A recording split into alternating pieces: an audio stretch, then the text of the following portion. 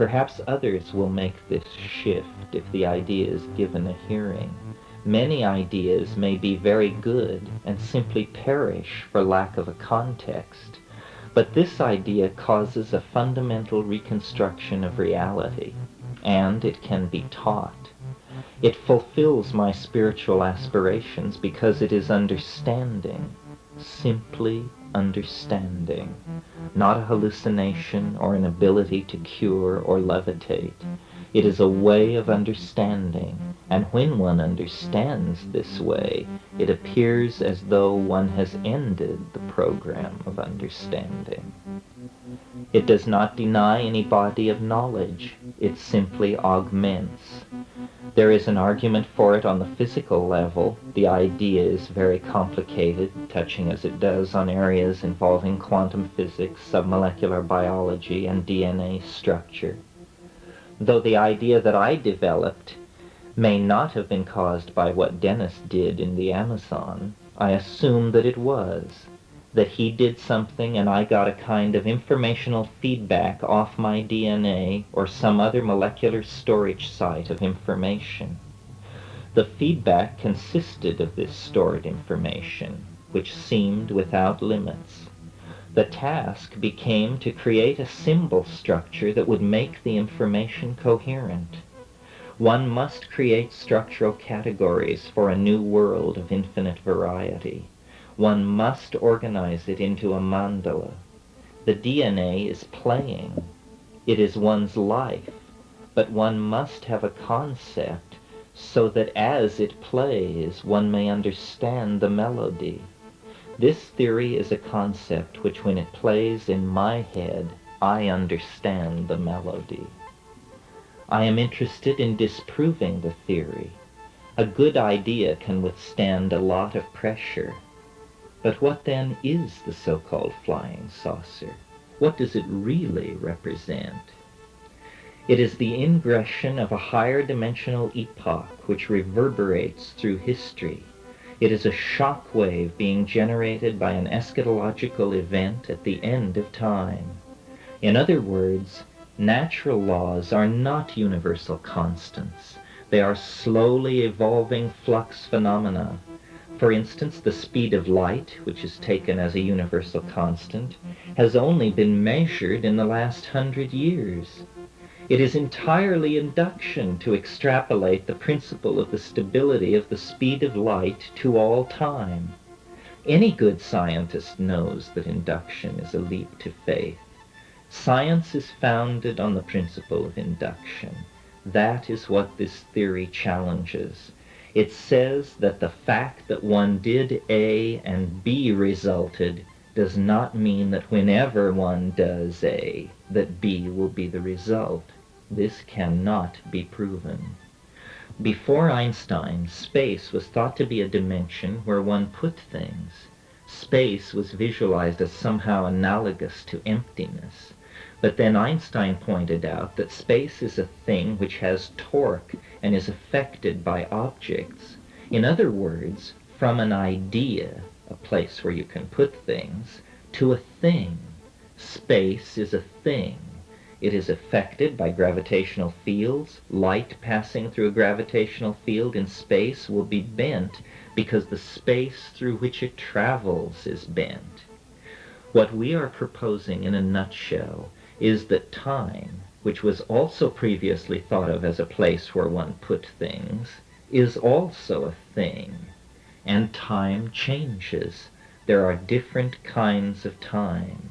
And as these kinds of time come and go in their cyclical progression on their many levels, situations evolve which are the responses of matter to the conditioning imparted to it by time and space. These two things condition matter. It was always matter that was thought to be real. But actually, matter has a quality more nearly like thought, and matter thinks what it thinks according to two flux phenomena which are in interrelationship, the space-time continuum. This idea does have axioms. A major one is taken from Leibniz. Leibniz talked about monads, monadic space. He envisioned the monads as being like tiny particles which were infinitely reduplicated everywhere in the universe. These tiny particles contained all places within themselves. They were not here and now. They were everywhere, all the time, in each place. They were all identical, but in the way they interconnected, they built up a larger continuum. Memory is similar to this in its principle of operation. Destruction of up to 90% of the brain does not impair memory function. It is as though memory is not stored anywhere. It is as though it is like a gas and permeates the brain throughout. Like a hologram, all of the memory is in each part. One can take a holographic plate of Mount Fuji and cut it in half. When half is illuminated, the entire image is present. One can do this again and again. The holograph is made up of a nearly infinite number of tiny images, each of which, in combination with its fellows, presents one image.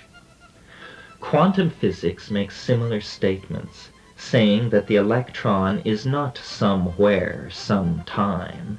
The electron is a cloud of probabilities, and that is all one can say about it. A similar quality adheres to my idea of time and the comparison of time to a thing. The obvious question to be asked of this is, what is the smallest time that a thing can be made of? The scientific approach would be to divide toward the small, to find out if it is discrete. So what one is looking for is a chronon, a particle of time. My hunch is that the chronon exists but is not distinct from the atom. The atoms are chronons. Atoms are simply far more complicated than had been suspected. There may be atoms and chronons. Chronons may not be reducible to atoms, but I suspect that what we are looking for is one particle that makes matter, space, time, and energy, but not the electron in the Heisenberg-Bohr description that describes the properties of the electron which account for physical matter.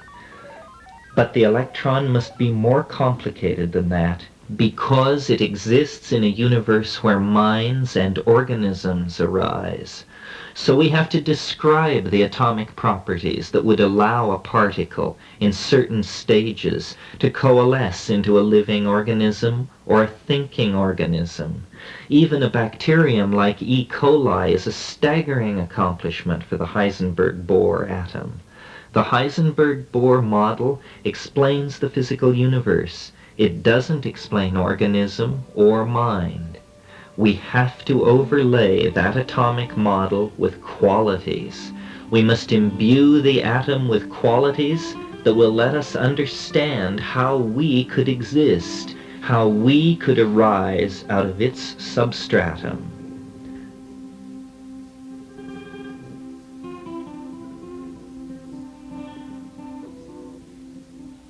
I do not claim that we have done this, but we have stumbled upon the intellectual avenue that will have to be followed to achieve this understanding. The key lies in cyclical units, in hierarchical structures, generating various kinds of continui that move toward different kinds of closure. The person who has actually laid the firmest foundation for understanding this sort of thing philosophically is Alfred North Whitehead. Nothing we have suggested is beyond the power of his method to anticipate. Whitehead's formalism accounts for minds and organisms and a number of things poorly resolved by the Cartesian approach. Other visionary thinkers are probing these areas. General systems theory is the idea that any process can be related through a mathematical equation to all other processes, simply by virtue of all processes being part of a common class. The overthrow of a dictator, the explosion of a star, the fertilization of an ova, all should be describable through one set of terms. The most promising recent developments in this area have been the emergence of the new evolutionary paradigm of Prigogine and Jansch. With their work, nothing less has been achieved than a new ordering principle in nature. This is the discovery and mathematical description of dissipative self-organization as a creative principle underlying the dynamics of an open and multi-leveled reality. Dissipative structures work their miracle of generating and preserving order through fluctuations, fluctuations whose ground is in quantum mechanical indeterminacy. If we had a perfect philosophical mirror of the universe, I would be able, by applying our philosophical method, to tell a person how much change he had in his pocket. Since he actually has whatever amount of change he has in his pocket at that moment, it is an accomplished fact, and so should be possible to calculate. What is important is to understand the necessities of occurred existence, not the necessities of existence about to occur. Although there too boundary conditions operate, but they are boundary conditions, not absolutely determined fact. We assume that 10 minutes hence the room we are in will exist. It is a boundary condition which will define the next 10 minutes in our space-time coordinate. But we cannot know who will be in the room 10 minutes hence. That is free to be determined. One may ask if we can really know that the room will exist. This is where induction enters the picture, since in truth we cannot know with certainty. There is no absolutely rigorous way of establishing that. But we can make the inductive leap to faith that has to do with accumulated experience. We project that it will be a boundary condition. But in principle, in the next 10 minutes there could be an earthquake and this building might not be left standing. However, for that to happen, the boundary condition will have to be radically disrupted and in some unexpected manner. The thing that is so curious is that such a thing could occur. That is where our map of the chronon would allow one to predict. There is, however, a problem with it. Because we suggest a model of time with a spiral structure, events keep gathering themselves into tighter and tighter spirals, which lead inevitably to a final time. Like the center of a black hole, the final time is a necessary singularity, a place where something happens which breaks down the physical laws established in the previous epoch. Imagining what would happen in that condition has caused science to shy away from such an idea, although Western religions have no trouble whatever embracing the concept of a final time. We would say within the context of our theory that millenarians argued for apocalypse because they were getting a reflection back through time, a ricochet as it were, a distorted image of an apocalyptic event. The view of science is that final time means simply a time of no change. All processes run down. Entropy is maximized.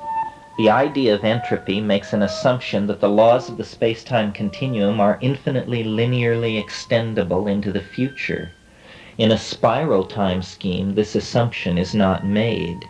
Rather, final time means passing out of one set of laws which are conditioning existence and into another set of laws conditioning existence. To see time through the eyes of our theory is to see one's place in the spiral scheme and to know and anticipate when the transition to new epochs will occur. One sees this in the physical world. The planet is 5 or 6 billion years old, the first turn of the spiral. Then life appears.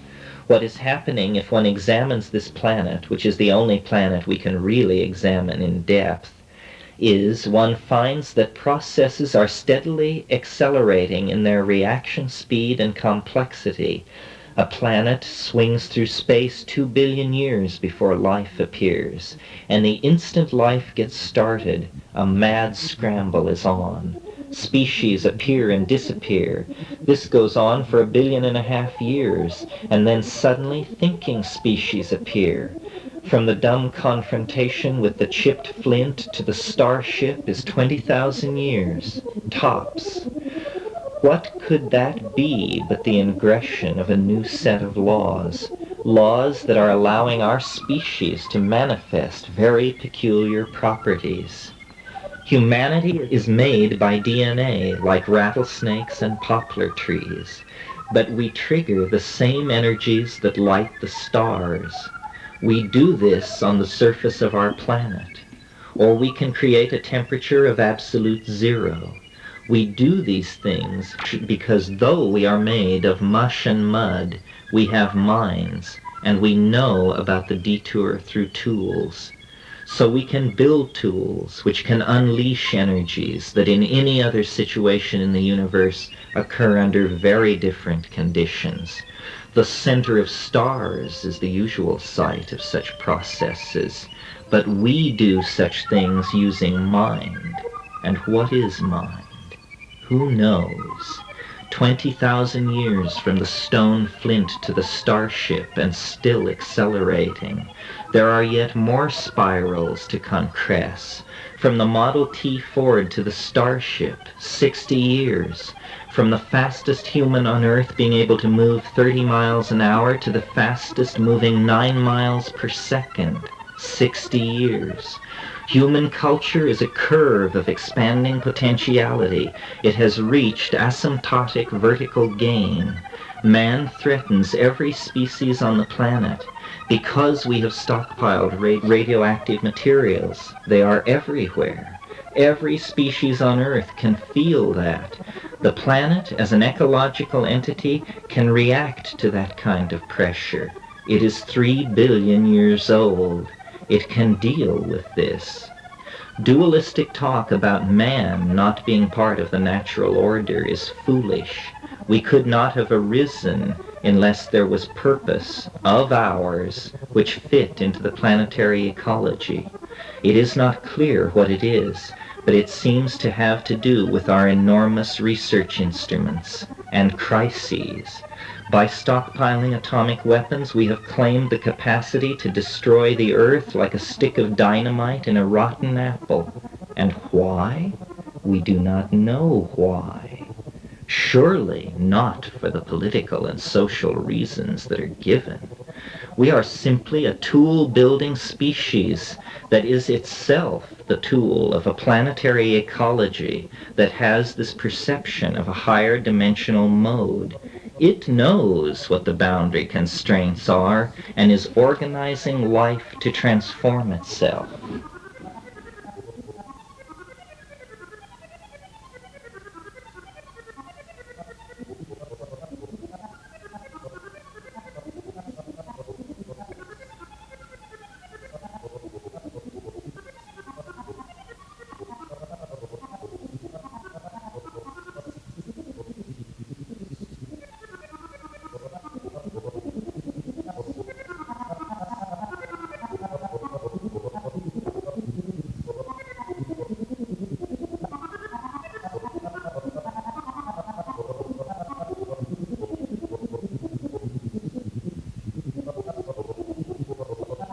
Our story is fairly peculiar, very peculiar as a matter of fact.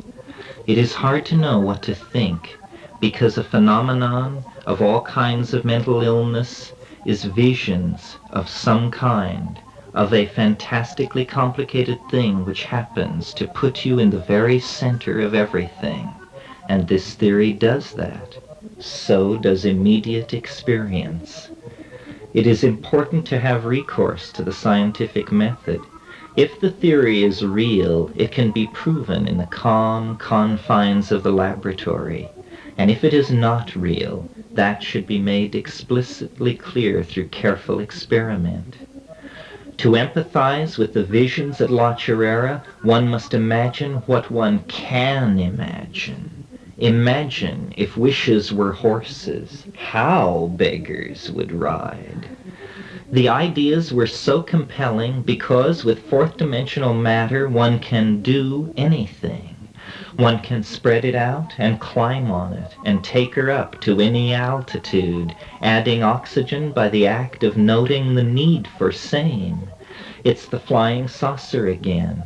One can climb inside it. Since it is oneself, it is like putting on your mind like a wetsuit. The flying saucer is the perfected human mind. It waits warmly humming at the end of human history on this planet. When it is perfect, there will be an ontological mutation of the human form, the resurrection body that Christianity is all about. It is the genius of human technology to master and to serve the energies of life and death and time and space.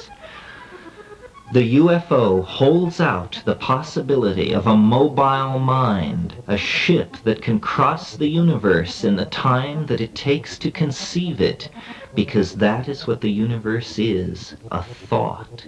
Then humanity, the masters of thought, would set out.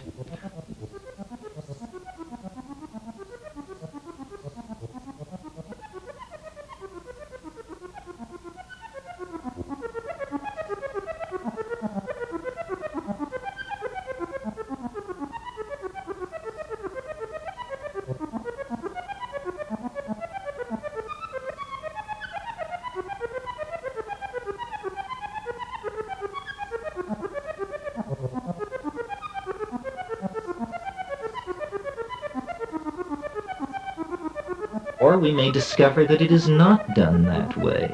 The future may reveal that there is something out there that is calling us home. Then it will be our technology and the call of the other that will move toward meeting. The saucer is a good metaphor for this. When Jung suggested that the saucer was the human soul, he was right. He simply didn't know what he meant. It is not so far away. That is the other thing. The last shift of epochs gave us relativity theory and quantum mechanics. Another epoch looms, but whether or not it is the final epoch is hard to tell, because when one is part of the process, the uncertainty principle interferes with prediction. All these themes are woven around DMT, perhaps because DMT seems to illuminate the regions beyond death. And what is death? We find ourselves in such a peculiar situation. Having been born, being autonomous open chemical systems which maintain themselves at a point far from equilibrium through eating, and we think. And what is that? What are the three dimensions? What is energy? We find ourselves in the strange position of being alive, having been born, going to die. A lot of thinking says that this is not so strange, that this happens in the universe. Living things appear. And yet our physics, which can light the fires of the stars in our deserts, cannot explain the strangeness of the phenomenon of our being alive. Organisms are completely outside the realm of physical explanation at this point for science. So what is it for? Spencer and Shakespeare, quantum theory, and the paintings at Altamira. Who are we? What is history? And what does it push toward? Now we have atomic weapons, and so should soon address these questions, because we have unleashed processes potentially fatal to the planet. We have triggered the final crisis for the planet. We have done this, but we do not control it. No single one of us, no leader or state can call a halt to the fact of our being trapped in history. We are moving toward the unimaginable as information piles up about the real nature of the situation we find ourselves in. To paraphrase J.B.S. Haldane, our situation may not only be stranger than we suppose, it may be stranger than we can suppose.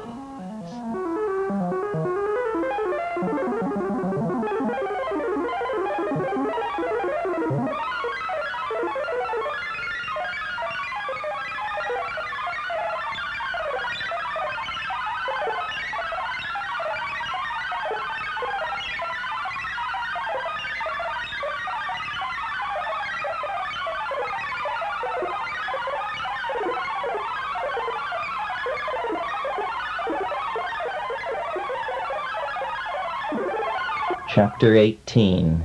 The Coming of the Stropharead.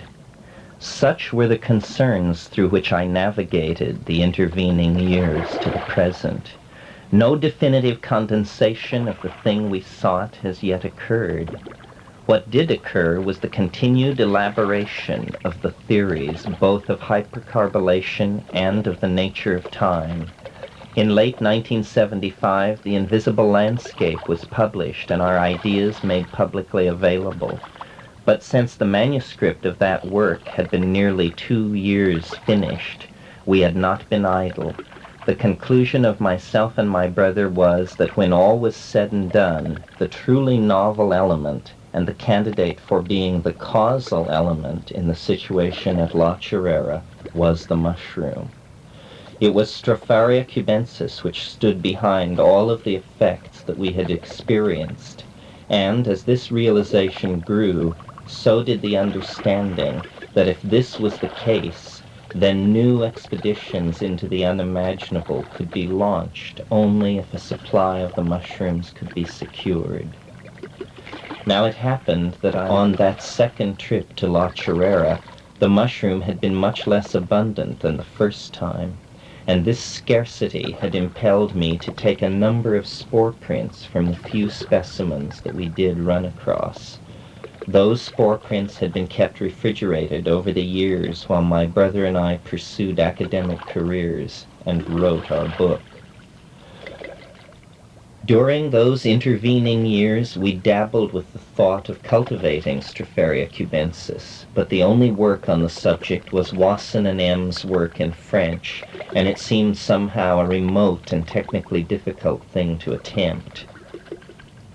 In the spring of 1972, we had already isolated the mycelium of the mushroom and had it growing on agar in petri dishes, but it was not until the early spring of '75 that we encountered an article detailing a method for growing commercial mushrooms on rye in canning jars under very carefully controlled conditions. Perhaps this method would also work for Stropharia cubensis and get our stalled exploration of the invisible moving again.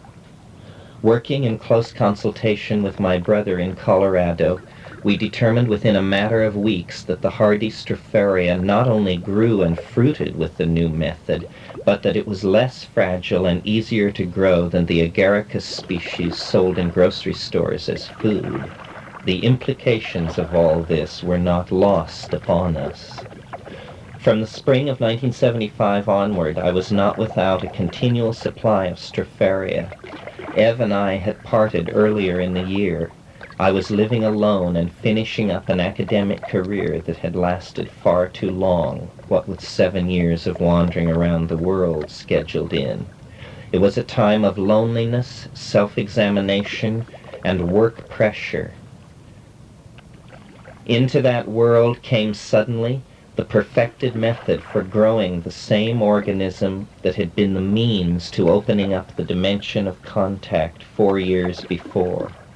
The very spores gathered at La Chorrera were now furiously producing mushroom psilocybin in my home.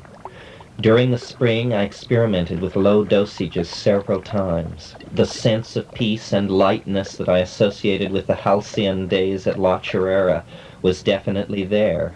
So too was the sense of a teaching voice and a return to close consultation with a cosmic agency of complex intent.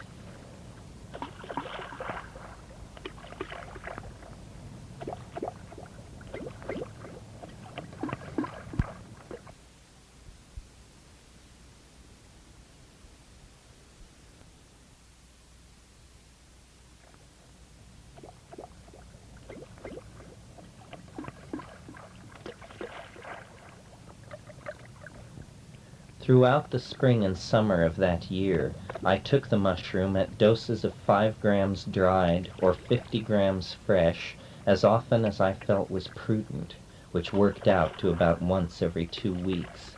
Each of these experiences was a lesson, a chilling and exhilarating plunge into an ocean of noetic images.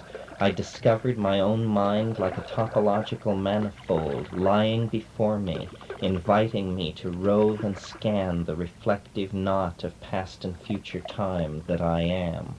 Alien presences and translinguistic elves bent near to me in those trances. The mushroom stressed its age, its vast knowledge of the ebb and flow of historical forces in many civilizations with which it had been associated through the millennia. Images of the past and future abounded. Once I found myself on a hill with a crowd of people. The view looked out over a curved plain. It was the interior of a cylindrical space colony, miles in extent. Vast sweeps of windows alternated with farmlands and towns scattered along the floors of the valleys between each set of windows. I knew somehow that in the future I was seeing hundreds of millions of people lived in such cylindrical worlds. The teeming worlds that populate the galaxy in the minds of our science fiction writers had been recreated inside a sphere only 12 light hours in diameter and with the sun at its center. Within that sphere, thousands of independent societies pursued their destinies and their evolution. Thousands of independent cylinder worlds swarming around the infinite energy furnace of the sun. What a rich and endlessly creative force humanity had become in escaping the confines of the planet. Through the vast windows I could see more advanced machinery being made ready. A starship. It was the departure of an experimental starship. Copeland's fanfare for the common man was being played.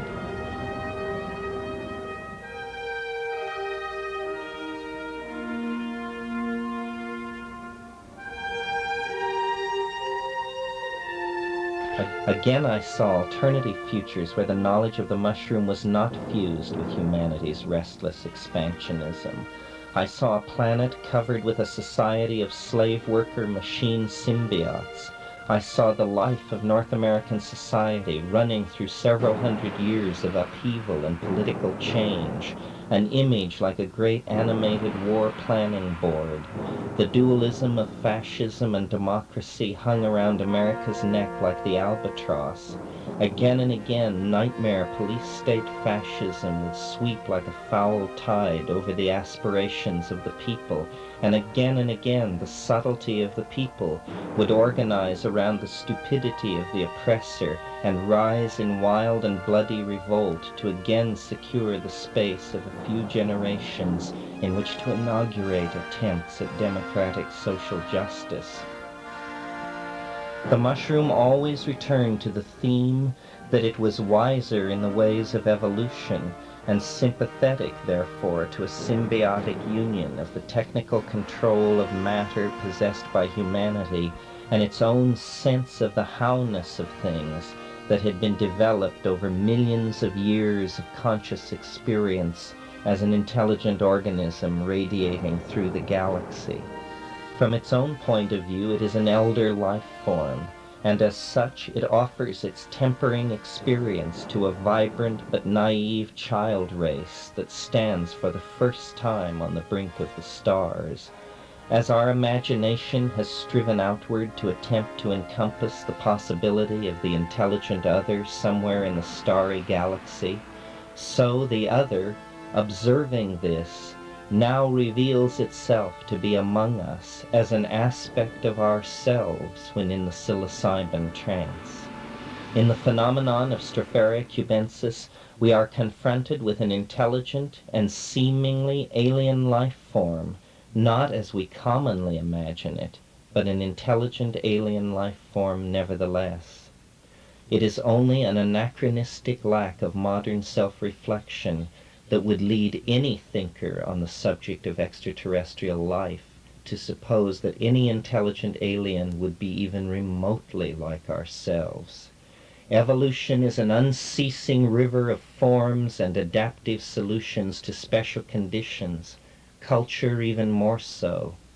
It is far more likely that an alien intelligence would be barely cognizable to us as such, rather than that it should overwhelm us with such similarities as anthropoid form and an intimate knowledge of our gross industrial capacity.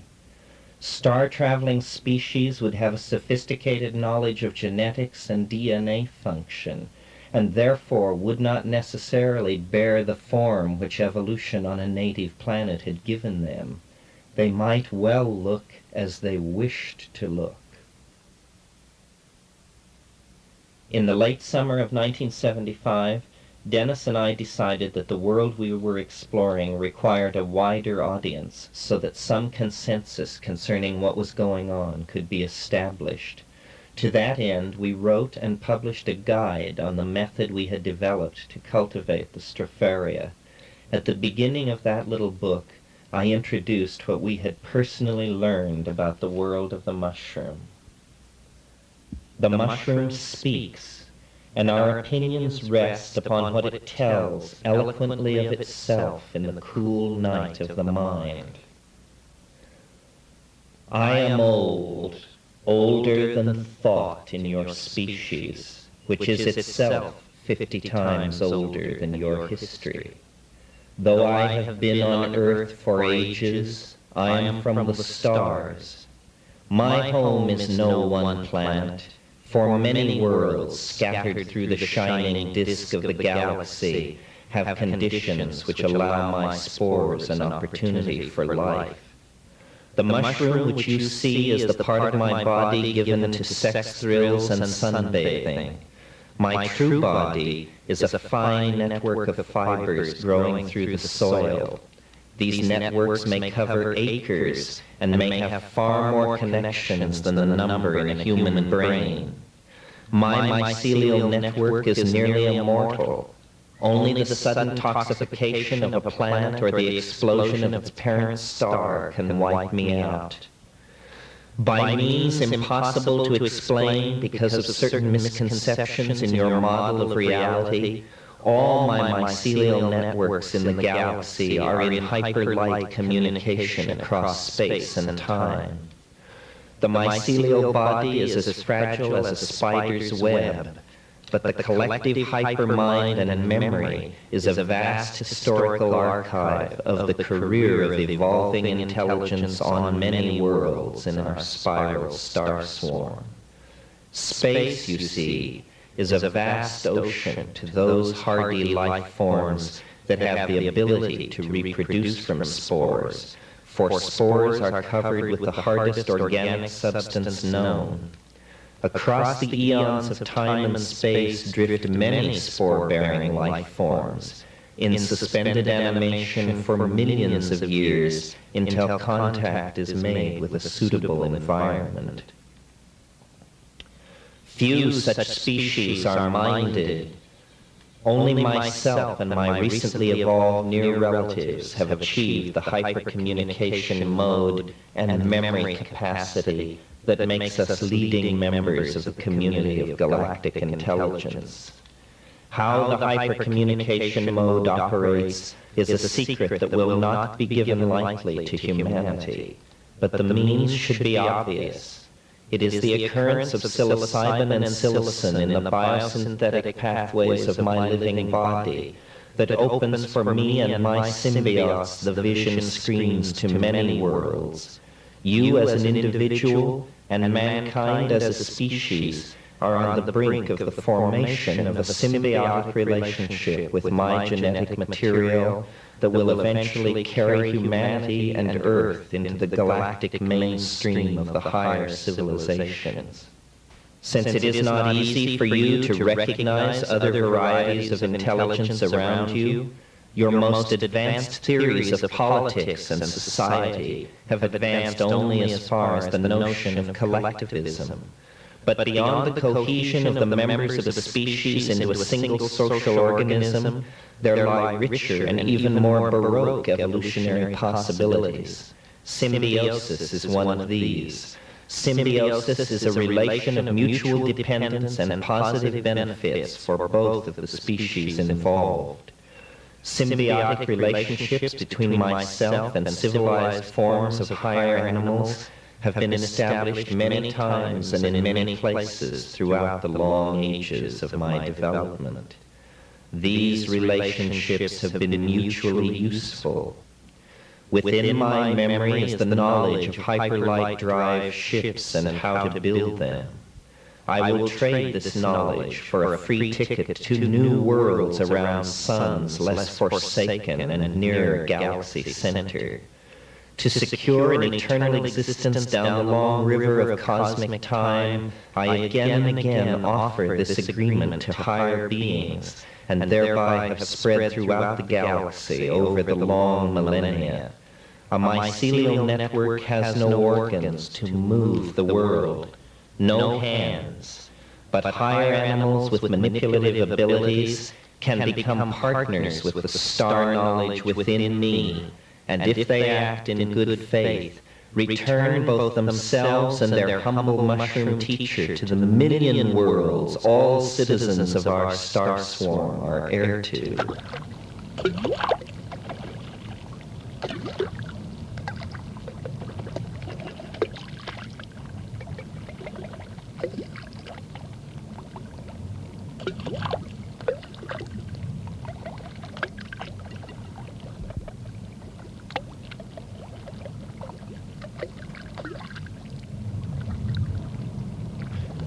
What has been my own reaction to the mushroom's claims concerning the extraterrestrial origins of tryptamine hallucinogens and the visions they bear?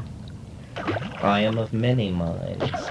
I think that it is possible that certain of these compounds could be seeded genes injected into the planetary ecology eons ago by an automated space probe arriving here from a civilization somewhere else in the galaxy. Such genes could have been carried along in the genome of a mushroom or other plant, awaiting only the advent of another intelligence and its discovery of them to begin reading out a message that opens with the bizarre dimension familiar to shaman everywhere. The point of such a message could only be made clear when we had advanced to a sufficient level of technical achievement to appreciate it. The exponential growth of analytical tools and methods may indicate that we are now approaching such a level. I speculate that the final content of the message and its raison d'etre will be instructions, it will be called a discovery, of how to build a matter transmitter or subspace radio so that we can have direct contact with the civilization that sent the message-bearing hallucinogen genes to the Earth so many aeons ago. The trances imply that such a civilization has a faster-than-light technology for information, if not for matter itself, but they require a receiver at the arrival point, else they are as bound by the constraints of general relativity as are we. The mushroom alien may have seeded the stars with automatic biomechanical probes, immensely sophisticated by our standards, able to tailor-make message-bearing hallucinogens for the special ecological conditions that the probe may encounter, and to release virus-like pseudo-organisms that can carry the artificial genes into the nucleoplasm of the target species. This is a far more enduring form of message than a solid-state monolith on the moon or an orbiting monitor. The artificial genes may be carried along in the stream of evolution for literally hundreds of millions of years without substantial degradation of the message. The information carried by the probe and broadcast by the hallucinogens is modulated by the modalities of the evolving intelligence of whatever planet is contacted, but slowly the emphasis of the information available from the probe shifts.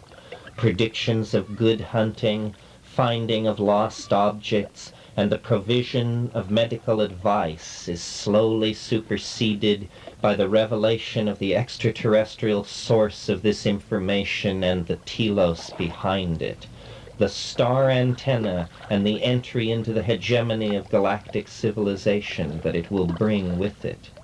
Speculative ideas indeed, but strangely enough, many of the most current calculations and ideas about the density of life and intelligence in the galaxy confront xenobiologists with the dilemma of why we have not been contacted.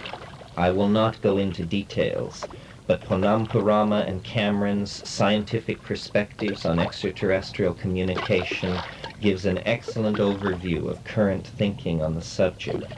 R.N. Bracewell's contribution, printed in the same work, was the basis of my own ideas about interstellar probes.